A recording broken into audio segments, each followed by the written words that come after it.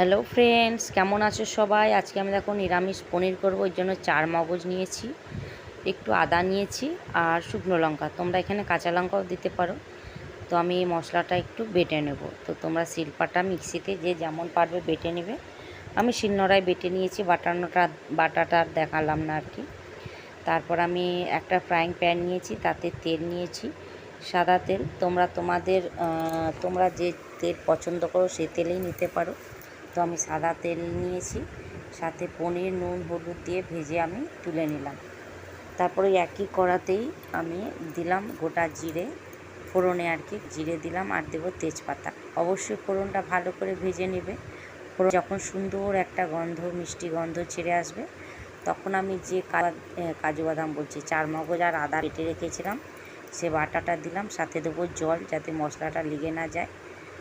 জল দিয়ে আমি তেলের সাথে মশলাটা মিশিয়ে নেব।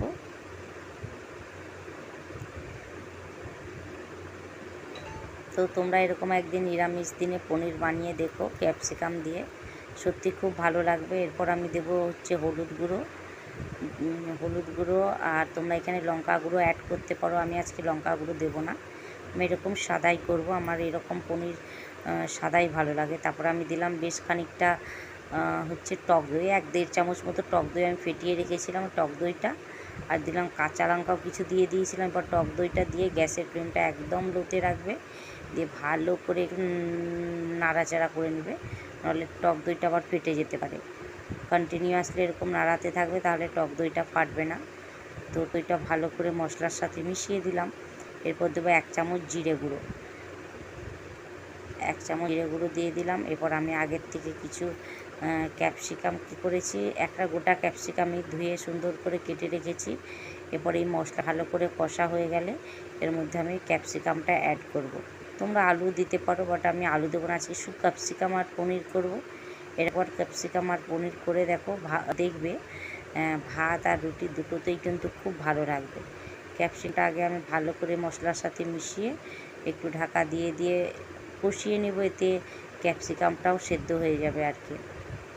কত সুন্দর দেখো তেল ছেড়ে আসছে। এরপর আমি এর মধ্যে দিয়ে দিলাম জল।